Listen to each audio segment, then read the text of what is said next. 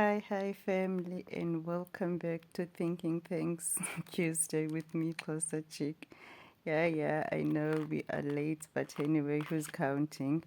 Welcome back, family, to another current affairs news. What's happening, what's trending in our news, whether it's in South Africa or anywhere around the world, which we feel like we just have to take a look at. So for Thinking Things Tuesday, we have a lot, eh? We've got your Boksburg illegal mining, the gas leak which happened there. We also go check on Nandipha investor, Dr. Nandipha investor, the latest development because we know that there were three more accused arrested and so on. Also, we've got some news on Caster Semenya, yippee, some good news for a change. And then it was the anniversary of the unrest, SA unrest. Remember when our former president, Jacob Zuma, was arrested in the whole country, not the whole country though, mainly Pietermaritzburg and so on, were just going crazy and smashing the place down, looting and causing chaos. And then on that matter, I think the one person which was accountable or was arrested for the riot and the looting was a guy which looted Woolworths, yeah. So that's on the anniversary of the unrest. And then on Mkhwebani's side also, we've got some Section 194 in her stories in Mashatile, and also we go revisit the Blue Lights Brigadier stories, what's been happening so far. And maybe we'll go check also somewhere on the other parts of Africa, maybe what's happening in Tunisia. And then international, we'll go to Ukraine, Russia, and the NATO. I know that NATO is assembling, we're having a gathering. So that's our news. And also we have the Steinhoff Saga also, which was something big, and I don't understand how come there's still no accountability on that story. So let us start our news. As I said, we have a lot. We've got your regular accuser, Dr. Nandipha, which is our regulars. So from our regular story, we have to start with the ones which we've been doing. On the Dr. Nandipha investor story, so far the developing news are there's two of the 12 accused in the Thabo Bester case applied for bail. It says that 3 accused in the Thabo Bester case were in court, I think yesterday. That was Joel Maketa and Emuketse Ramolula, which they appeared in the Bloemfontein Magistrate Court. As you all know, they were all arrested in separate locations around Mangaung last week. And they all are reported to be employees of the security company GS4. So 12 people have been arrested in the case so far. 7 are from the current employees of the security company, which we know it's the Mangaung Correctional Center, where Bester was incarcerated before he escaped. So the connection is the prison when it comes to this story and these arrestees. So it says the accused number 11 was granted bail, and accused number 12 abandoned his bid for bail. So that was what was happening yesterday. So Joel Maketa, one of the 2 suspects arrested most recently in the connection with Thabo Bester's prison escape, he was granted bail. And accused number 12, which is Muketse Ramolula, abandoned his bail bid. So that was what was happening in the courts. And on the same breath, as much as we said the 12 suspects will be appearing in court on the 8th of August, on Friday, Dr. Nandipha is back in High Court to appeal the unlawful arrest finding So we remember that Dr. Nandipha also have her own case on the side. I don't know how to say it, but where she is, she was appealing on, was was complaining about the unlawful arrest which took place. So apparently she believes that she was unlawfully arrested, whether it was a deportation or an extradition, but certain protocols were not followed. So that means that certain rules were not implied to. So, and then within the judgment which the judge made, he did agree that a certain was a certain unlawfulness in the matter, how the matter was handled. But then on the same part that apparently she agreed to come back home. So it's not like she was taken against her will, or she was unaware, but apparently in the same report she did agree to come back home. So Dr. Nandipha on Friday is at the High Court with her legal eagle team appealing the application. So maybe they will come right or not. It depends how good is her legal team. But that matter now may delay the matters on the magistrate court. So whatever findings will happen in the High Court might delay whatever is happening with the other accusers on the magistrate court. So we'll see how long that will take, whether on the 8th of August they will all be in court, and whether there will be more arrests before the actual before the 8th of August, if there will be any additional members which will join the crew. So that's what's happening with Dr. Nandipha and Tababesta case. Accused one in 11 and 12 were the bail hearing, and one was granted bail, and the other one just abandoned his bid for bail. So that, and then Dr. Nandipha will be in court on Friday for her unlawful arrest or whatever she believes what happened there. And in the same breath, while we still at the courts, there's also another story which is very, very interesting. That one, when you read about it, it's like a whole woman behaved badly. It's up with the serial killer Rosemary Ndlovu. So Rosemary Ndlovu is another a case which is also in our courts, and it's like you don't want to know. So a serial killer Rosemary Ndlovu and co-accused were back in court. So the serial killer Rosemary Ndlovu and her co-accused Nomsa Ndlovu were back in court for attempted murder and conspiracy to murder of Justice Mudawu. And Justice Mudawu was Nomsa's husband. They alleged plan to acquire a hitman to kill him when the plan was planned for him, for a hitman to kill him, was hatched. So the state is still leading the evidence as on its third witness. So Rosemary Ndlovu is a former police officer. I don't know whether her other name is Nomia Ndlovu. So apparently what she did is she is accused of killing 5 or 6 of her family members and her boyfriend in order to fraudulently benefit from insurance claims amounting to over 1.4 million rand. That's what she's in for. So that's one of the cases where you raise your eyebrows. That's how far will people go for money. But hey, that's one of the stories which are developing in our courts, and which is still very interesting. Wanna see how she's gonna get it, how far she's gonna go, because from the stories which we've heard, that woman is connected. That woman knows what she wants, because there's already stories of her being found with a cell phone in prison. There's already stories of her. She was moved from one prison to the next prison and then brought again because there were allegations of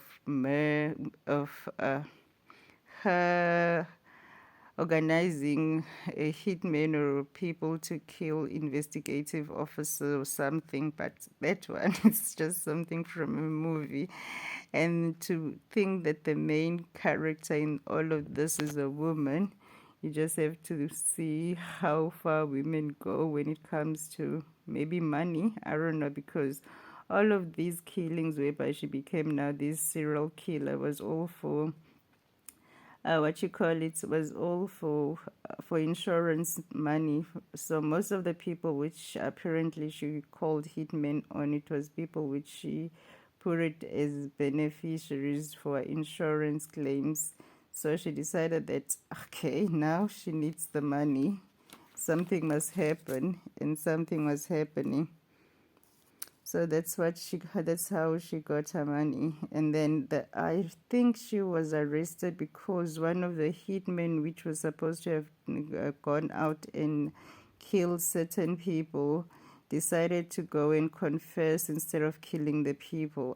The story was running from last year already, so there were videos going on about a conversation in a car between, I think, her and the hitman, talking and organizing the whole thing. So that's how she was arrested, but that's one of the hot cases in our courts.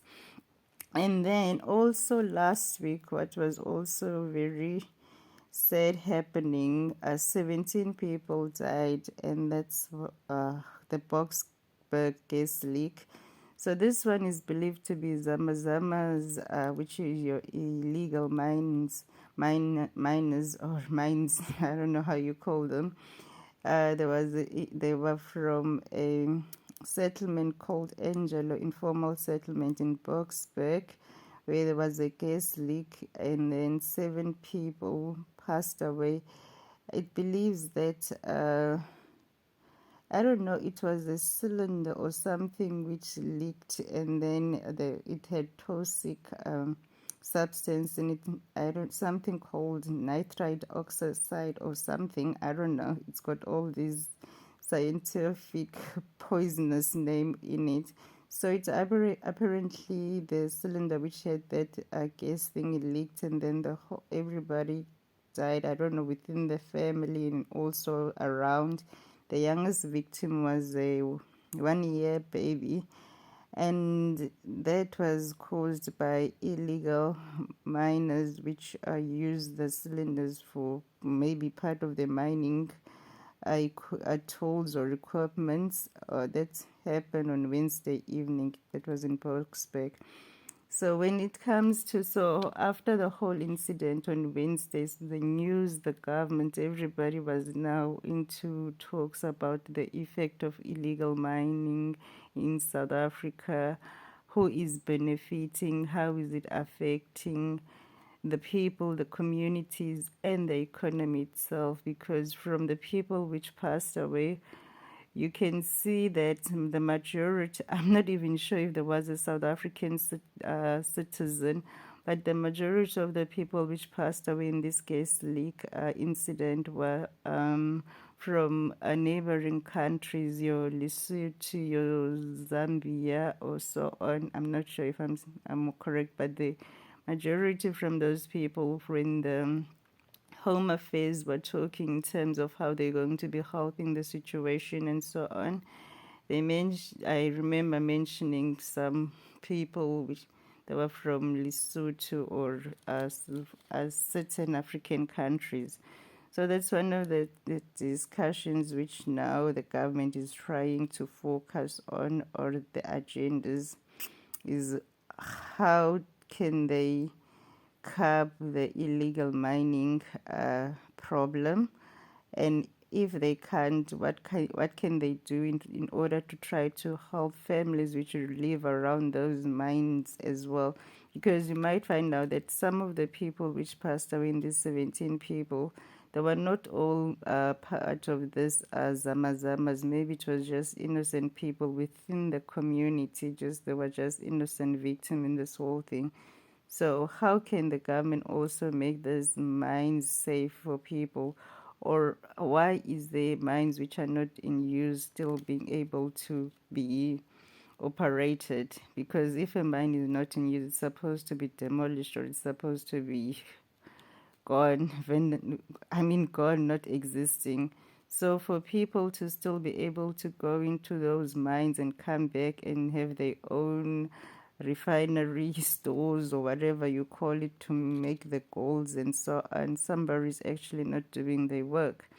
So hopefully whoever is in charge of whatever minerals, land, and safety will look into these zamazamas, and we won't have this matter again of 17 people just passing on, because now they need to investigate more. How did this gas leak and what kind of a gas it was?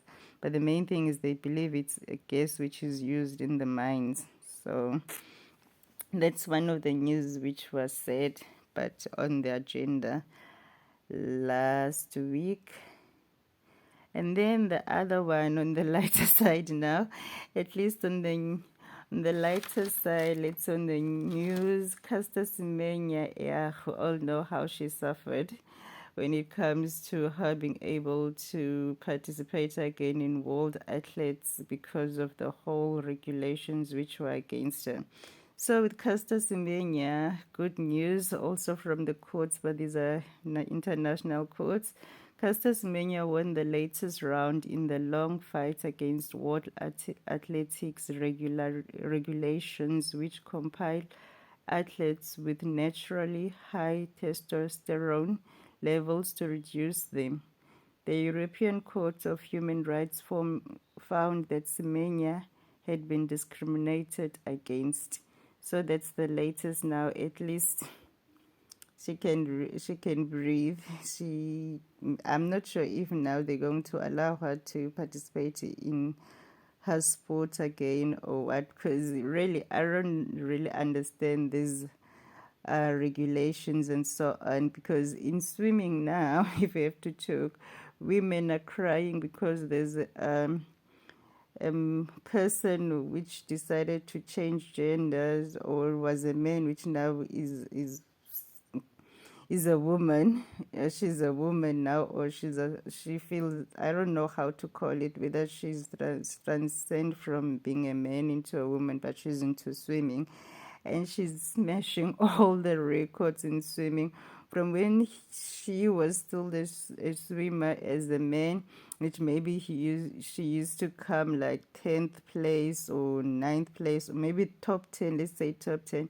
Now that she's competing under women, she is number one. She's beating all women records and so on. It becomes unfair on women, and most women are really up in arms in sport over that. But then we're not there. We are happy for Semenya, for at least she can breathe a sign of relief. The European Court of Human Rights found that she's been discriminated against. So that's where we are with Semenya. And what other news do we have? We've done Besta, we've done Rosemary, we've done Caster Semenya, we've done the Zamazamas. Well, seems to be going well. Not too fast, not too slow. So, okay, we were also celebrating the SA Unrest anniversary. So we all remember, as I said, what happened, I don't know, last year when President Jacob Zuma was arrested. With all that, what happened is, we remember how the economy went down and how everything. So from now on, I think what was everybody's question was, how did the economy recover from that whole looting and so on? And also the state security. After the looting and the blaming of fingers and Lodlo disappearing from the scenes, apparently I think she's an ambassador somewhere, but let's a minister of police is still Bekicele. So what happened with state security? Is state security able now to focus and make sure that something like the unrest won't happen again? We don't know, but that was what was also on the news, the anniversary of the SA unrest, and what lessons we've learned, how can we be better, or how the state can maybe do things differently next time. And also, what else did we have? Okay, we said, and then Mkhwebane was also on the news. Mkhwebane is, we all know she's been going to some sort of a commission, or I'm not sure, or inquiry, whether it's a commission or inquiry. It's, section 194, where she's supposed to plead a case into if she's fit to be the public protector or not, and so on. But apparently she missed a deadline to respond to written questions, and that's one, the reason why it's interesting is because that story is so thick and it's so I think that one needs for a person to sit down and see what happens, because we all know that, okay, Mkhwebane already had a problem with the chairperson of the section 194, which is Richard Gyanki, and there's a time whereby she asked him to reaccuse himself from the or I'm not sure, from the committee or whatever was happening from the inquiry, but he didn't. And then there was also video recordings which were there of other people which already passed away now, high profile ANC member which passed away, which was also part of the recordings, money being asked, money being extorted from the husband of the public protector, the husband of Mkhwebane. So there's a lot, believe you me.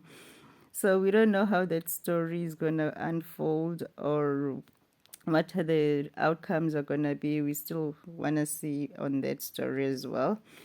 Also on the news, Mashatile believes that somebody or something is out to get him. So apparently he believes that there's rumors of ousted him and so on.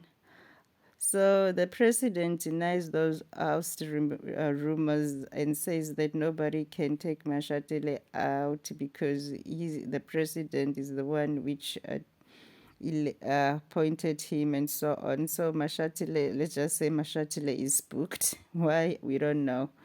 That's on the Mashatile side. And then still on the Mashatile side, there was a whole front page in one of the newspapers of this Mashatile's booked out story. So we don't know how far that goes.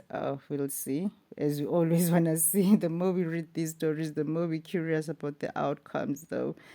And yeah, also on our regular stories, the Blue Light Brigadiers, apparently, as you all know, there's 8 of them. They're all been suspended. That's what we know. Apparently, they've been suspending it according to the South African police regulations or whatever. So they have been suspended, and the victims, they apparently have open cases. So we don't know. And then I also believe there was a company which were going to take the victim's case on a pro bono, as pro bono, which means it's going to be free of charge. So there's a law company, which will be for the victims. And now, seeing it, and the other one which also was on the news, it was the torching of trucks. That one is still a evolving story. It's still happening, because even today there has been trucks which have been burned. But the last time I was recording or taking note, there was 17 trucks which have already been burned, and that's in KZN, Mpumalanga, Limpopo. I need to say it right. So we're not sure yet. As it goes back to our state security, we always don't know what's going on until something is happening. So we still don't know what's going on with the burning of the trucks, because apparently some suspect it's economy sabotaging, and others think maybe it's arson. So they don't really know what's happening. But according to analysts, is that from 2019 till 2023, there's been over 2,000 trucks which have been torched in our roads. And that was even before the uprising. So the torching of the trucks didn't start with the time when there was looting and so on. Before the looting, there was already more than 35 trucks which were already been torched on the roads. And the surprising part is, with all of that, you still find the police are left with no answers, and you still find that the state security are still left in the dark. But then things are happening within the country. So when it comes to what's happening on the road and who's burning the trucks, it's still him say, or there's nothing at all, because nobody knows what's going on.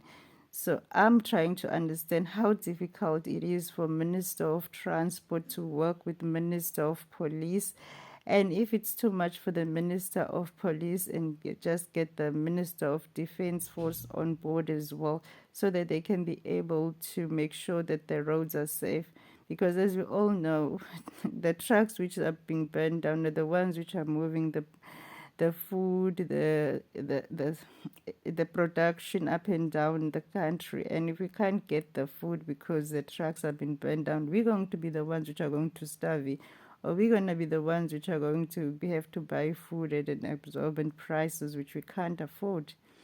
So hopefully the Minister of Transport and the Minister of Police will work together to find a solution when it comes to this truck torching on the roads, and hopefully something will happen, or somebody will be arrested, or a certain intel will be at least found out about who's doing all of these and why. And as we move on from our burning roads, we go to Steinhoff. So if you all remember the Steinhoff saga, so the Steinhoff saga is the biggest case of corporate fraud in South Africa. So in December 2017, after a German investigation into its financial irregularities, its shares dramatically crashed. So 200 billion was wiped off the JSE. And what makes this story interesting is that 12 billion was from this money was from the government employees pension fund. So the South African Reserve Bank have been busy trying to locate the monies and so on. So, and Markus Jooste is the main guy here. Markus Jooste was suspected of having floated exchange control regulations while he was working for the Steinhoff. He was the CEO at that time, so his assets were seized by Reserve Bank earlier this year, and the assets were big. It was a home in Hermanus, it was cars, it was jewelry, and it was the historic Lanzeric wine farm. And yeah, that's what. And the latest now on the story. Oh, apparently also, he's got Markus Jooste also got a warrant of arrest issued on him in Germany. So we don't know why is South Africa not extraditing him to Germany to go face the music, because I think Germans are doing a better job in trying to put him behind bars. And on the South African Reserve Bank latest development, apparently, I think this was yesterday or a day before yesterday, they've frozen 5 accounts linked to Steinhoff's local operations, and they said to hold a cumulative of about 5.5 billion rand. So that's the latest. But then why is he not being extradited to Germany to go face his music in German while South African are still investigating? We don't know. So the question with Markus Jooste and Steinhoff Saga is that the money which was used there it was that some of the money, the 12 billion, was from the government employees pension fund, which was people's money. So will there ever be any accountability for the Steinhoff scandal? We don't know. We'll see. Because I think by now also the South African Reserve Bank was supposed to be working with the South African police to arrest him if there's anything to go by. And we go back now we are back with the Steinhoff saga. We're still waiting to see if the pension fund will ever be retrieved from wherever it is. And now we go to another country in Africa. Let's see what's happening in Tunisia, seeing that we're already everywhere. So Tunisia, the latest in Tunisia is Tunisia expulsions. It says refugees and migrants stuck on Libyan border. So 1,200 migrants, including pregnant women and 29 children, are stranded in the Libyan border with little food or shelter. All were rounded up in Tunisia and bused to the border, but Libyan border guards are refusing to let them in. The foreign ministers of both countries have discussed what they call the irregular migration. Human Rights Watch accuses Tunisia of violating international law by collective expulsions of black migrants, mostly from sub-Saharan Africa. So that's what's said about Tunisia. Okay, I'll take that one. I don't know how did we get there. And then on the international side of things, we look at, most our Ukraine, Russia, and NATO. So we know there's a gathering and assemble for NATO members and so on. So everything is going around who should be, who shouldn't be part of the NATO. So when it comes to Ukraine apparently was told that they can join when conditions meet. So Ukraine can join NATO when the conditions meet. I don't know what that's supposed to mean. And on the NATO side, Turkey agrees to back Sweden NATO bid. That's the news. Apparently, Jens Stoltenberg said Turkey has agreed to back Sweden bid to join NATO. Agreement was reached to advance Sweden's accession protocol to Turkey's Grand National Assembly and ensure ratification. So apparently, one of the parties or members which was not really agreeing on Sweden being part of NATO was Turkey, but now there's been some progress in discussions which Turkey might agree. So Sweden might be the newest member to join NATO. And then when it comes to Ukraine joining NATO, they still have to make sure that the conditions meet or the conditions are fine for Ukraine to join. And on the Russian side of things, it says here on the Russia, according to rumors, Russian President Vladimir Putin may have fired his top general chief of the general staff, Valery Gerasimov, since Yevgeny, the names, Prigozhin, the leader of the Wagner Group, briefly mutinied last month. The general has not been seen in public. Moscow, however, unveiled a clip that claimed to be of him attending a briefing on the conflict in Ukraine.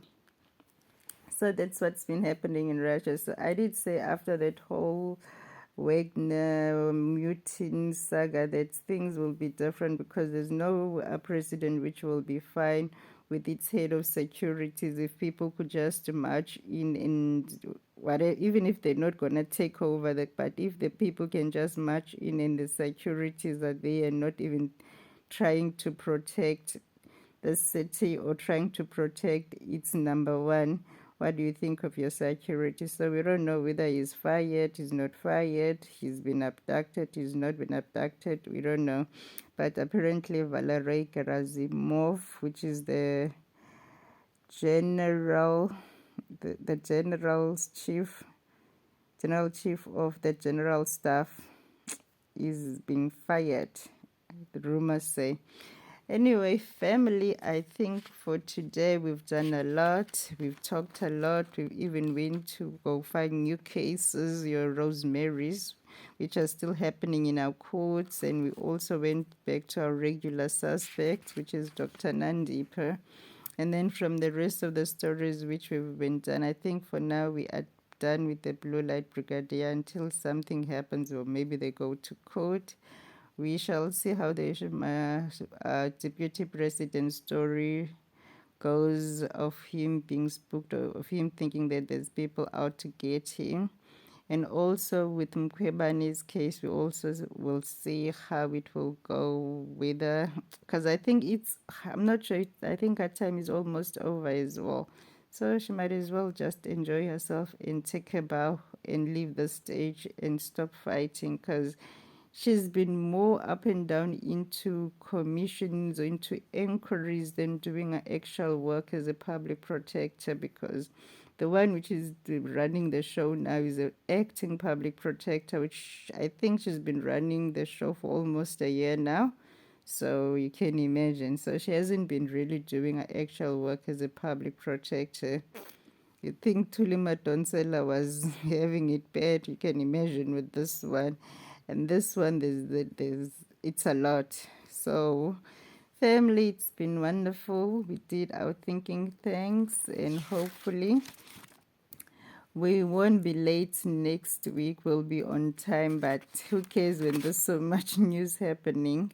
So we also touch on the Steinhoff saga, which that one, it really pains, because the only people which benefiting from these are the rich people, and the poor people, which at the end of the day need their hard in monies, they still have to wait and see, and if anybody's going to be accountable, or is anybody going to pay for the monies which just went wiped off. So that's all, my people, for today. Thank you, family, for all the love. Hopefully we'll meet again next week on our thinking thanks. Please don't forget to subscribe, comment, like, share with anybody which you think might like this content, or anybody which likes to talk about boring stuff like the news. So yeah, have all a wonderful week ahead and enjoy. Bye.